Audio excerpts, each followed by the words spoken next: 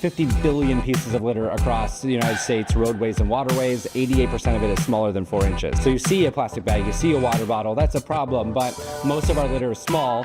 Around here, a little bit of rain, a little bit of wind, and it's going into our water, into Lake Erie. Estimated about 2,500 tons of plastic goes into Lake Erie every single year. Toledo needs to do a better job of marketing themselves as a climate haven. We want people to move here, but we do need to be ready for them when they come.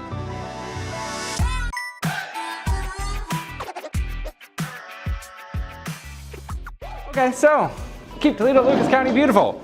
Local nonprofit focused on, well, Keep America Beautiful, national organization. There's about 700 affiliates across the country. Our closest one is actually Defiance. There is a Keep Defiance County Beautiful. But then I keep an eye on Akron, Cincinnati, Indianapolis. Those guys all do good, so I like to copy off what they do. But a lot of people call us and say, you know, what do I do about global warming? Like, I like to start big, like big picture, what are the big issues out there? We all know that it's happening, you know, it's unavoidable at this point. Anybody who denies it is wrong. But we all know that the sun creates UV light, comes in, radiation, heats up the atmosphere. A lot of it bounces back out to space, but the more greenhouse gas emissions we get, the more that heat stays here.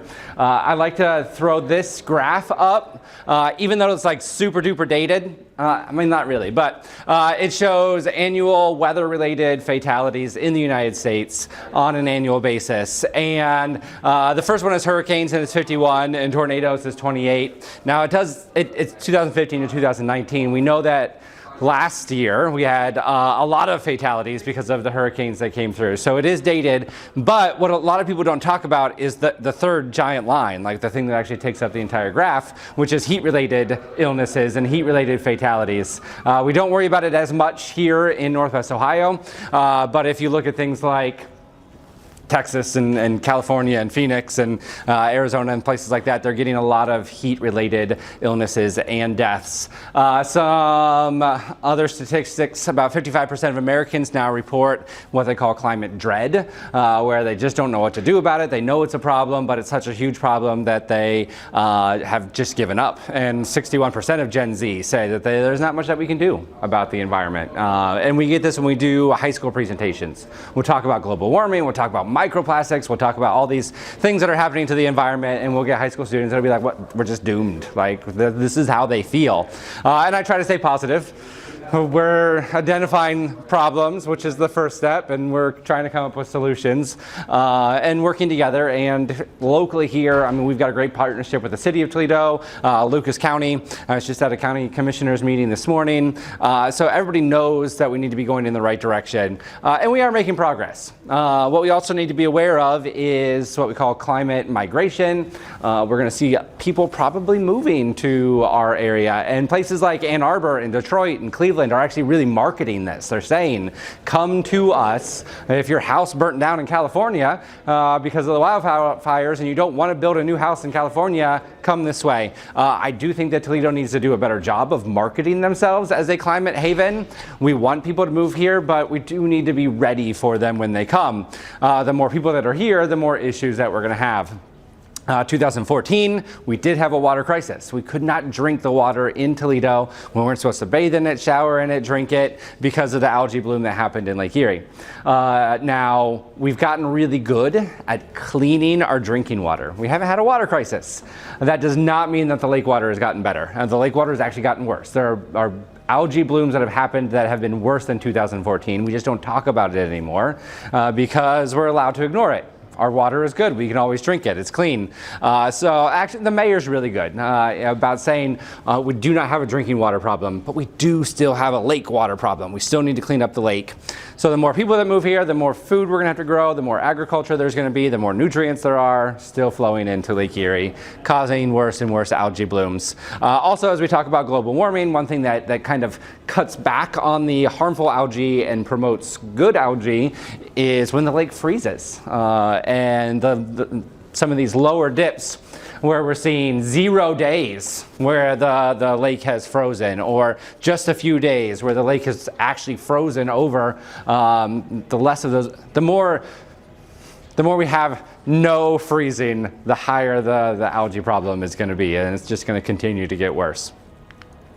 Also, with more people, there's going to be more waste. And things that keep America beautiful, under that umbrella, we really focus on waste reduction, improving recycling, and reducing waste, and then tree plantings. But as we talk about waste, 250 million tons of trash is generated each year in the United States. In your lifetime, you'll create enough garbage to rebuild the Statue of Liberty. Ocean patches now cover about 40% of our oceans, which if you picture the oceans in your brain, they're massive. And so 40% of the ocean is still a really large amount of space that is covered in litter, most of it being plastic. 18.2 trillion pounds of plastic has been produced. It's all still out there. Plastic doesn't go away, it doesn't decompose, it doesn't become nutrients, it just stays plastic that gets smaller and smaller and smaller, which is where microplastics come from. About 1 million plastic bags are used, this is a worldwide statistic, every single minute. So I've already been up here for like 6 minutes. That's 6 million plastic bags across the world that have been used and probably just thrown away. By 2050, there will be more plastic in the ocean than fish, and that's by volume. The average person will hold on to a piece of garbage for about 12 paces. If they don't see a garbage can in sight, they will drop it on the ground. It becomes litter. So that's just 12 paces. If they don't see a garbage can or a recycling bin, it's becoming litter. 35 million tons of food is wasted in the United States every year. That's about 40% of our food. So if you go to the grocery store, you buy 3 bags of groceries. The equivalent of more than 1 bag is going to the landfill. Food waste has grown by 204% since the 1960s. So what does Keep Toledo-Lucas County Beautiful do to try to combat some of these things? Well, I mentioned the litter reduction and litter cleanups. Anybody can contact us to get bags and gloves and litter tongs and things like that for a cleanup. And then we do have a couple other programs that I'll talk about in a little bit. Public space recycling and event recycling. That's like Jeep Fest. When Jeep Fest happens downtown Toledo, it brings 80,000 people to downtown Toledo. There is no public space recycling permanently in Toledo or Sylvania or Maumee or Perrysburg or anywhere else. Like, you can't walk around in front of the Imagination Station in Promenade Park and recycle a water bottle or a pop can. So when there are large events, we usually come in and provide recycling so that at least we have the option of sending some of that to recycling instead of the landfill. Food waste diversion, that's composting, and then improving recycling habits. This was from a study that Keep America Beautiful did. It is Keep America Beautiful, and we're Keep Toledo-Lucas County Beautiful. Keep Toledo-Lucas County Beautiful. And so what does a beautiful community mean? There was a survey that was done. And the first one is safe neighborhoods with low crime. But the next two are ones that we really focus on: the well-maintained public facilities, clean streets, low litter, trees growing, trees thriving. I like the next one: people working together to clean and improve their neighborhoods. So some of those things that people really identified as what they view in their mind as a clean community are all things that we really work on. And there's lots of research that says litter, sure, it hurts the environment. There's estimated to be 50 billion pieces of litter across the United States, roadways and waterways. 88% of it is smaller than 4 inches. So you see a plastic bag, you see a water bottle, that's a problem, but most of our litter is small. Around here, a little bit of rain, a little bit of water, a little bit of wind, and it's going into our water, into Lake Erie. And it's estimated that about 2,500 tons of plastic flows into Lake Erie every single year. So often you'll see like seals trapped in water and marine birds and whales eating plastic bags, but it's every single body of water that's collecting plastic, including Lake Erie. And so it is an issue, especially that small stuff around here. So, and it's not just an environmental impact, it's also an economic one. Nobody wants to move to a city covered in litter or bring business to a city covered in litter or be a tourist there. So it has an economic impact on the city as well. A couple more things from that study. I like the quotes. The first one was, or the questions that they were answering. The first one is 86% of people say organized cleanups make our community feel more united and proud. 80% of people say I'd rather spend time making a difference locally than doom scrolling, which it's a great day to go outside and not doom scroll.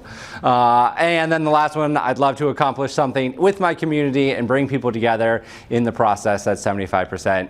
And the nice thing is that this is all that everybody agrees pretty much. So it doesn't matter what generation you're from, what ethnicity you are, if you're Democrat or Republican or in between. Pretty much all of these numbers show that people agree that our community should be clean, green, and beautiful.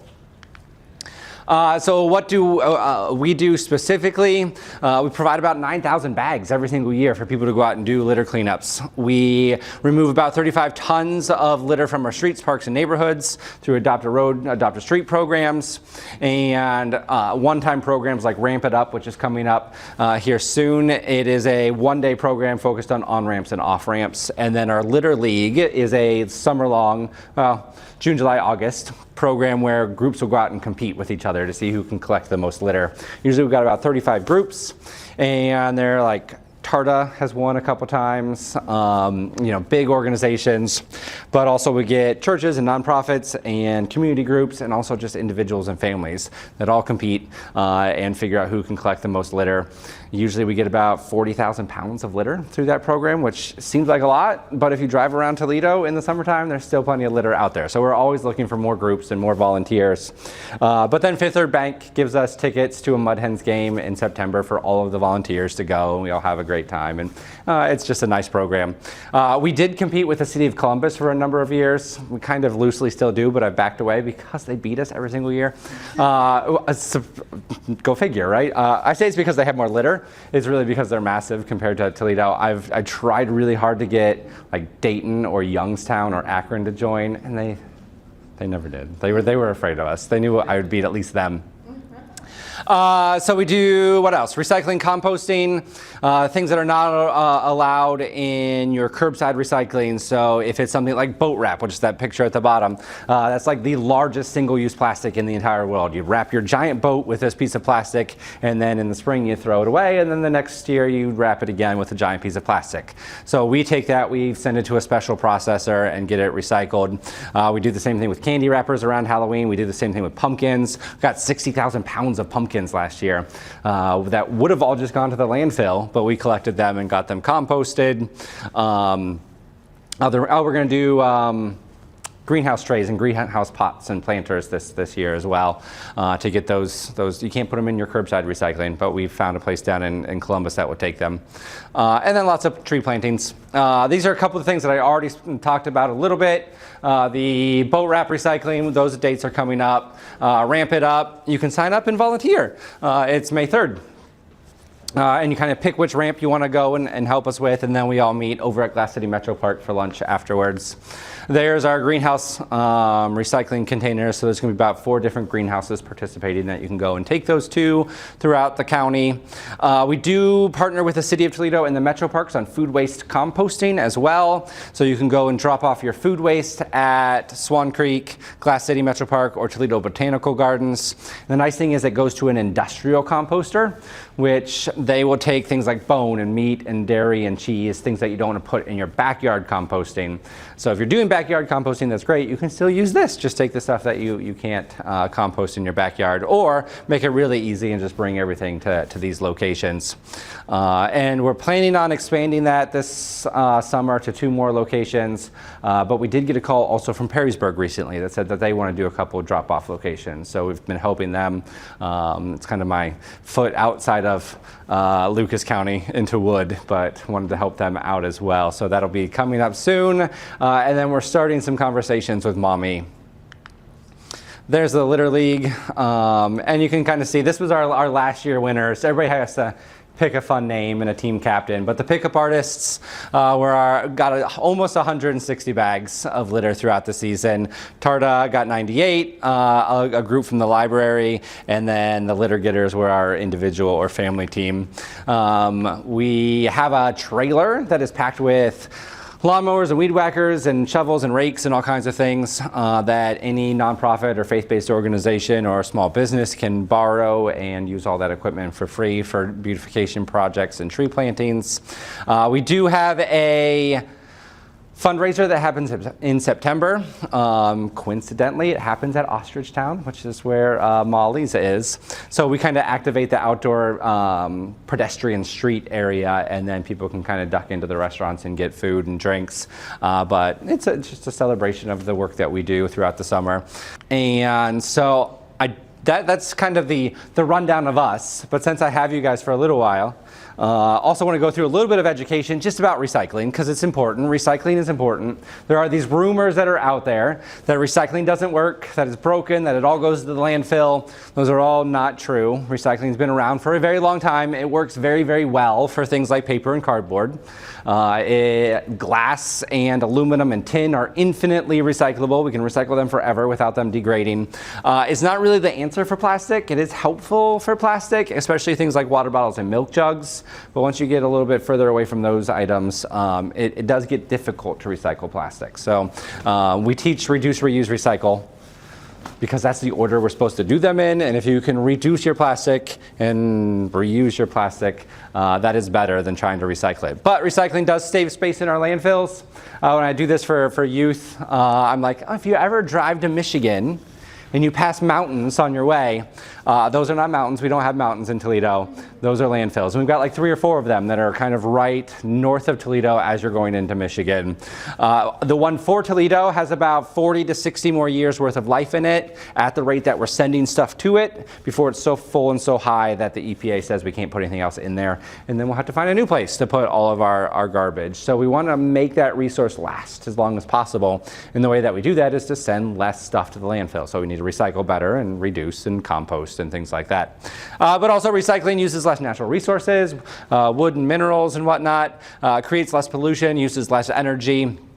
I did a presentation recently just focused on glass recycling, and if you recycle 10 bottles of glass, that saves the same energy as powering your cell phone 4,600 times, was the stat that we got. So it does use a lot less energy than creating a brand new glass water bottle or aluminum can. And then it has economic benefits. If we can keep our plastic local and we can recycle our plastic locally, we're not relying on oil from another country to come here to make brand new plastic. Same thing for paper. If we recycle our paper locally, we're not cutting down trees somewhere else to bring that here and make paper. So it keeps our resources local, but also to recycle those things locally, it creates jobs. How are we doing? This is what the Ohio EPA says is in our landfill, so the place that our garbage goes. Our landfills in Ohio are about 25% paper products. A quarter of our landfills, where our garbage is paper or cardboard. 3% is glass, 5% metal, 13% plastic. So we're up to 53% of our landfill is recyclable. And if you then look at wood, like sticks and grass and leaves and food waste, you're looking at another 31% of our landfill is compostable. So we could divert 84% of our landfill between recycling and composting.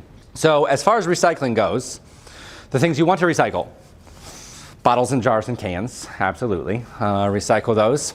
And always put the lids back on. If it is like a plastic water bottle with a plastic lid, that seems to make sense to most people, but it's also mixed containers, like a pickle jar. If it's a glass jar with a metal lid, still put the lid back on. We do want them rinsed out as well. And they don't have to be pristine. They don't have, sometimes we'll get, like I'll do this for a church, like lunch and learn, and I'll get somebody that'll raise their hand and be like, oh, I run all my recyclables through the dishwasher. That you don't have to do. That seems a bit much. But I also get people that are like, I don't want to recycle my peanut butter jars and my spaghetti sauce jars because they're too hard to clean out. But they don't have to be pristine. And so it's kind of the difference between food waste and food residue. If it's got a smudge of peanut butter or some crusted spaghetti sauce on it, that's fine. We can handle that. What we don't want is like the 3 inches of spaghetti sauce in it. So rinse it out 2 or 3 times. If it's the peanut butter jar, let it sit overnight with some water in it and then shake it, and it'll clean out pretty good. And then you can recycle it. A lot of people ask, why caps? Why do you put the caps back on and the lids back on? This is what we call a MRF, a material recovery facility. It is not a recycling facility. They don't do any recycling there. All they do is sort everything, and then the stuff goes out to other places to actually get recycled.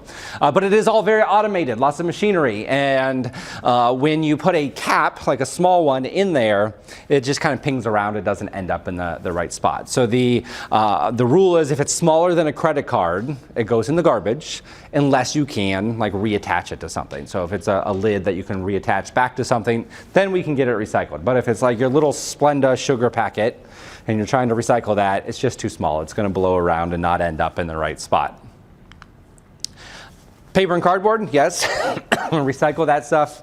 And I take the same stance here as I do with the jars and the cans. If it's food waste, throw it away.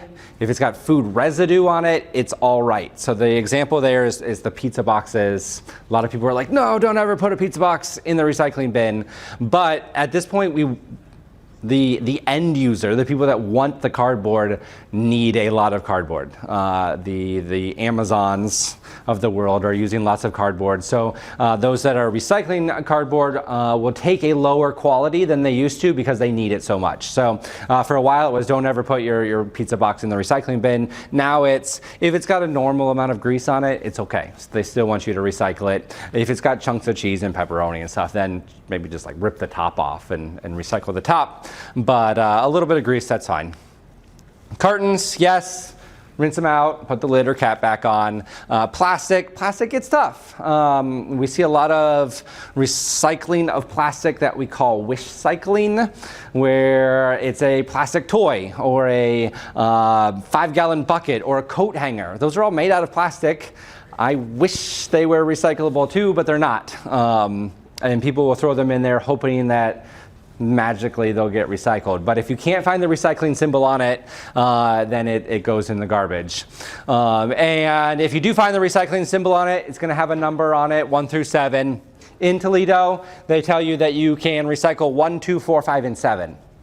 So what I tell people is, if you find the recycling symbol and you put it in the recycling bin, you're doing better than most people. That's good. Just if that's where you want to be, perfect. If you do want to take it a step further, find the number, don't recycle 3s and 6s. They're not really recyclable. If we do send them to Republic Services, they do try to find a home for them. Maybe they'll turn into a park bench or a kid's fort or some sort of composite plastic that is now a hard plastic for the rest of eternity.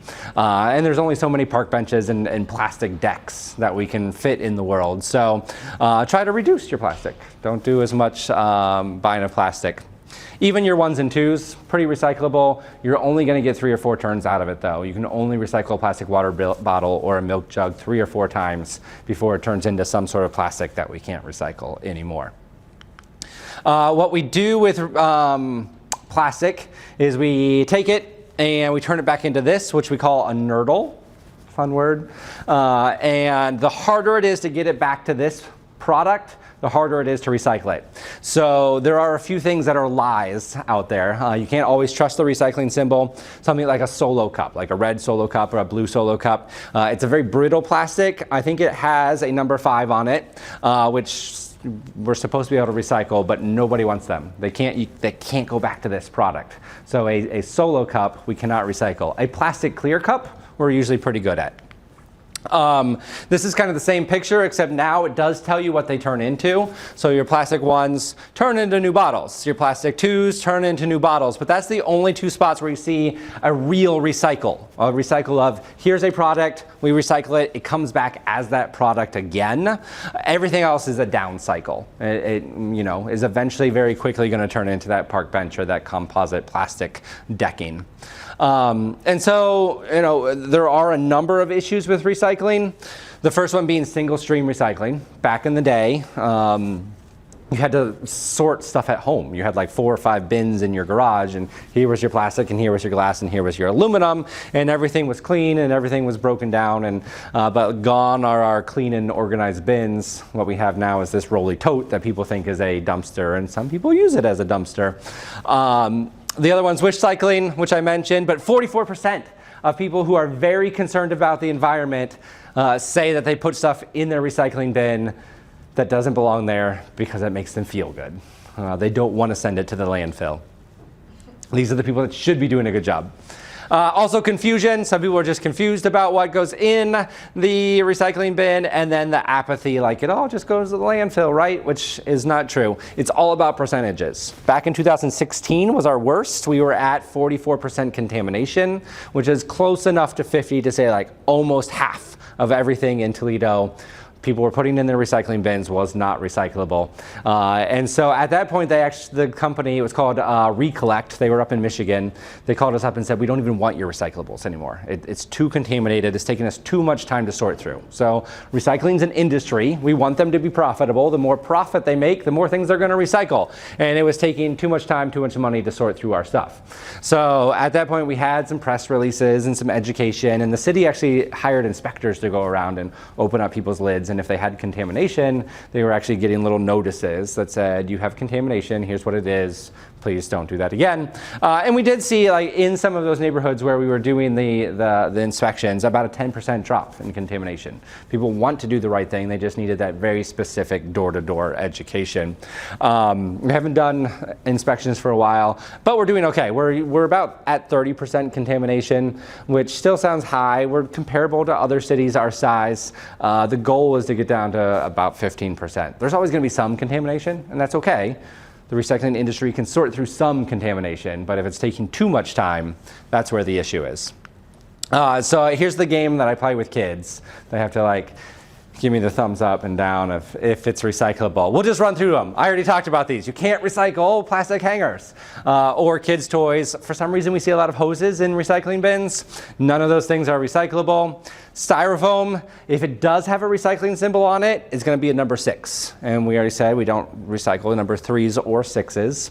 So you can't recycle styrofoam. If you do want to recycle your styrofoam, you can. You just have to drive it to Lot Industries over on Hill, and they will take packaging styrofoam. They have a condenser that takes like whole rooms of styrofoam, and they come out as like this plastic brick that they can then recycle. It's got a 90% compression rate, which is kind of cool. And so you can recycle it. It's a drop-off you can use whenever they're open. Cartons, for some reason, a lot of people are confused about. Yes, you can recycle them. I also get a lot of questions about these guys. They are recyclable. They're a number 5. So most of your tubs, like your yogurts, your butters, your cottage cheeses, things like that are all 5s, which are recyclable. This is a new product, relatively new, that Amazon started using. On it, it says recycle like a box. This one is a true. We've talked to the end user, the place where all our recyclables go. These we can recycle, so put them in your recycling bin. We already mentioned the Solo Cup. Even though it's got a recycling symbol on it, it's not recyclable. The rest of these things, not recyclable either. But there is a company out there called TerraCycle. TerraCycle is a company that specializes in recycling hard to recycle things. So the zoo has a good TerraCycle program. You can actually drive into the Anthony Wayne parking lot right by the gift shop. There's a big blue metal container that says TerraCycle on it, and you can drop off this stuff in there, and they send it to TerraCycle to get it recycled. A lot of the schools that we work with, because a lot of this is like lunch stuff that kids bring to school, we use TerraCycle boxes. TerraCycle is who we use for the candy wrappers when we collect those around Halloween time. Hazardous waste, can you recycle it? No, it's not in your curbside recycling, at least. Do we want it in the landfill? No, it's hazardous waste. So what do you do with it? You can recycle it, you just have to take it to the right spot. This weekend is the first Clean Toledo event at the zoo. So Clean Toledo events are your one-stop shop to get rid of lots of hard to recycle things. So Lot Industries is there taking styrofoam. We've got a spot for hazardous waste, household hazardous waste, but they're also taking tires and yard waste, electronics, all kinds of things. So look those up. There's 2 every month, and they bounce around the city. Just the zoo one is the first one. And I do often tell people they are marketed to the city of Toledo, but they don't check IDs. They're not going to turn you away if you don't live in Toledo and you still take your stuff to them. They would rather your hazardous waste be dropped off at the Clean Toledo event than end up in a ditch somewhere. So those are great events. The Lucas County Solid Waste Department takes hazardous waste. You just call them and make an appointment. Habitat for Humanity will take the paint. They charge you like $2 a can or something to accept it, but then they recycle it and it comes back to their store as new paint again, which is kind of fun. Electronics, yes, you can recycle electronics, but you have to take them again to a Clean Toledo event or an electronics recycler. Most people think that recyclable electronics are just phones and TVs and computers, but it's really anything that plugs in or runs on batteries. So a good electronics recycler will take your vacuum cleaners and your coffee pots and your holiday lights and all of those things and recycle them. Clothing is a recyclable item. The way you recycle it is you donate it. You donate it to Easter Seals, Goodwill, Salvation Army, even if you know that they're not going to resell it. So if they can resell it, that's great. Reusing is better than recycling. But if it's ripped or stained or got holes in it, still donate it to them. They actually package everything up that they cannot resell, and they send it to a textile recycler. But it does have to be like Goodwill, Salvation Army, Easter Seals. Don't use the strange bin in the gas station parking lot that says donate stuff here.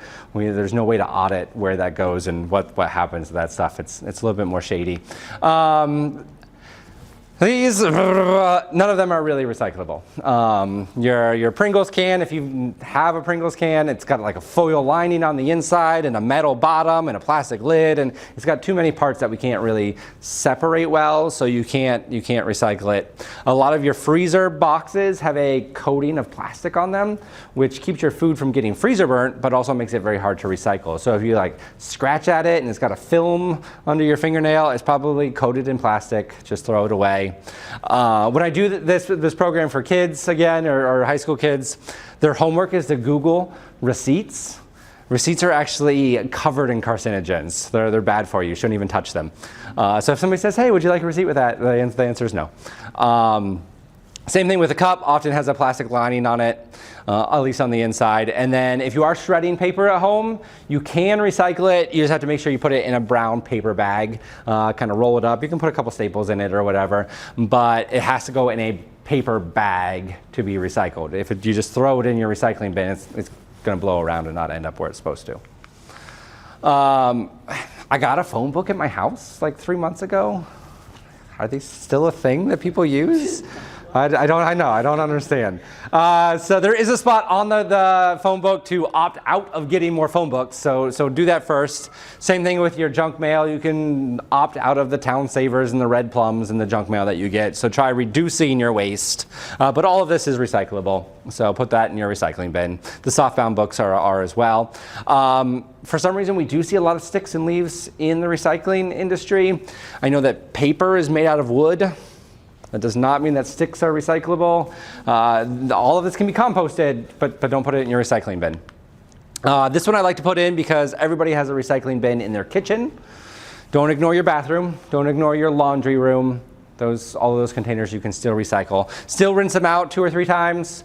Like the detergent, 2 or 3 times is fine. You don't have to rinse it out so many times that bubbles don't come out, because you'll never get to that point.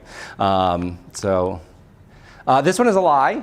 You will find toothpaste tubes now that say that they're recyclable or they have the recycling symbol on them. There is nobody in Ohio that I know of that is recycling toothpaste tubes. Maybe in like New York or California, somewhere a little bit more progressive than we are. Maybe someday we'll be able to recycle the toothpaste tubes, but not yet. And plastic bags, I have a lot of conversations about plastic bags in my job. They are not recyclable in your curbside recycling, and don't bag your recyclables. If you're putting all your recyclables in a plastic bag and tying it up and throwing it in your recycling, now you've trapped all the recyclables and they can't be sorted. And the workers that work at the sorting facility do not have the time or desire to open it up and see what's inside. It'll just get snagged and thrown in the pile that goes to the landfill. So don't bag your recyclables. You can recycle your plastic bags, just take them back to the grocery store. Every grocery store has a spot in the front to recycle plastic bags. And it's not just plastic bags, it's plastic film. So like the wrapping around your toilet paper, the wrapping around your paper towels, the blue and white envelopes from Amazon, they say store drop off on them. And that means with your plastic bags back to the grocery store. Bubble wrap, any sort of plastic flexible film can go back to the grocery store. That's all the stuff that they can recycle at the grocery store. So most of the bins at like your Kroger and Meijer and things like that will have this on it. So they take lots of things. I have a few more minutes, I think. And I want to pick on plastic. Why? Because it's worth picking on.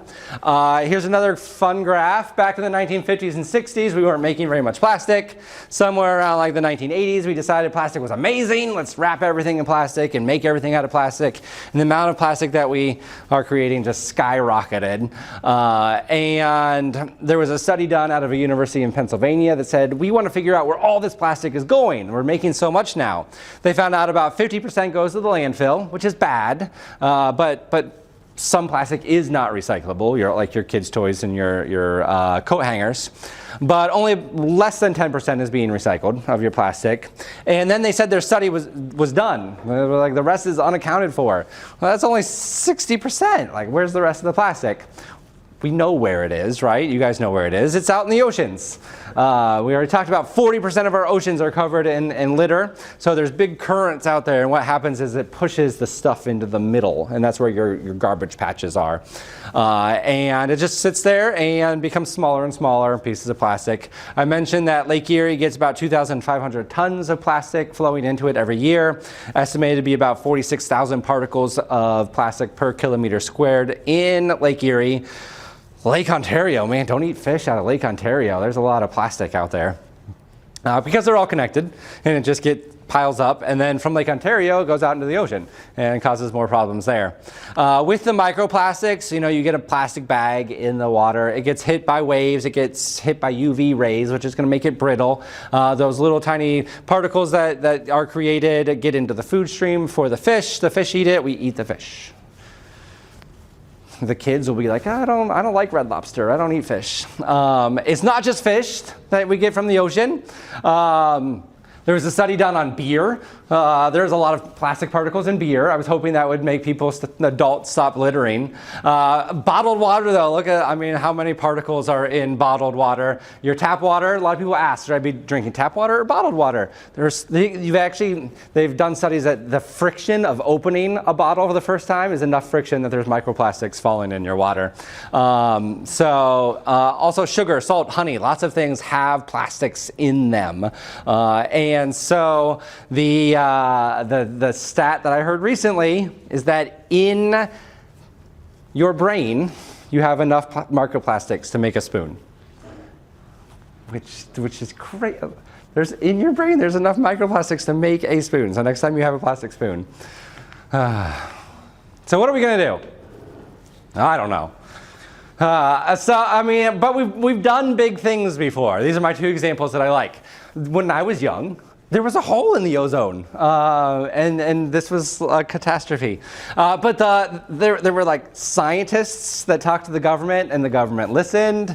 And so both the government and industry started working together. They listened to the scientific community. There was lots of public awareness and education that happened, and like multiple governments, like all of them worldwide, banned the things that were making the hole in the ozone layer, and we fixed it. The other big thing that at least America did was we restored the Dust Bowl. Scientific community said, hey, this is what you need to do. They actually planted 2.3 billion trees to restore the Dust Bowl. The scientific community worked with the government worked with farmers. There was lots of public awareness and education. The community was on board, and so I kind of view this as a roadmap of what we could do. Government needs to listen to the scientific community, and we all need to work together and make policies that support making a difference. What we need the government to do is, like I said, create those policies and hold companies responsible. If you're going to make a product, it should have an end life that just doesn't end in the landfill. We need lots of investment in collecting and sorting infrastructure. We are building a recycling facility in Lucas County. If you're driving north on 75 and you pass the casino and the big mural, as you cross the river, right off to the right, they're working on building a recycling facility right now. They just, it's on an old landfill, which is kind of a neat story. They're taking an old landfill and putting a recycling facility on it. So they just leveled everything out. So that should be open by the end of next summer, which will be exciting. Right now, our recyclables go to Oberlin, which is 90 miles away. So we're driving recyclables 90 miles one way. And so this will be exciting for us and a good tool to make people recycle better. So Lucas County companies doing good stuff. Industry, we need to focus on doing the right thing. There's lots of research that says that people will drive further and spend more money on something, a product, a restaurant that is environmentally friendly. People want to invest in people that are doing the right thing by the environment. We need to eliminate planned obsolescence. When you hear people say like, oh, they don't build things like they used to, that's true. Our phones, our TVs, our cars are all meant to break after a certain amount of time, our appliances. And so things should last a lot longer than they do, but companies make them so they break and you have to buy a new one. That's planned obsolescence. Reduce packaging. You can also work on reducing packaging. If you're buying onions at the grocery store, they don't need to go in a plastic bag. They can roll around in your cart, and that's okay. They've got a pretty good skin on them. So try to reduce, and take your reusable bags to the grocery store. That was a really good habit that a lot of people were in before COVID, and I just haven't seen it come back yet. I go to the grocery store, and a lot of people are still not using their reusable bags, where they did prior to COVID. Demand businesses create products from recycled materials and that are recyclable, and you as an individual need to, one, recycle, but also buy back things that are made out of recycled material. Buy local if you can. Reduce, reuse, recycle, we talked about that. And the last one I like too, it's vote. If you are concerned about the environment, vote in a way that represents that. Perfect. That is a QR code to go to our correct recycling page on our website. From there you can navigate around and find where you can volunteer for us or other things. But if you really just want recycling education, can I recycle aluminum foil? Where do I recycle mirrors? Something like that. You can go to that QR code. Or you can call us up or check on our website. We've got a correct recycling guide. There's also an app. It's called LC Recycles. I've got some information here on LC Recycles, and you can put it on your phone or just go to the web-based version and type in something if you're trying to recycle paint or batteries or whatnot. It'll tell you what to do with it. And then if you want to just put that on your fridge, that tells you yes, what you can recycle, no, what you can't recycle.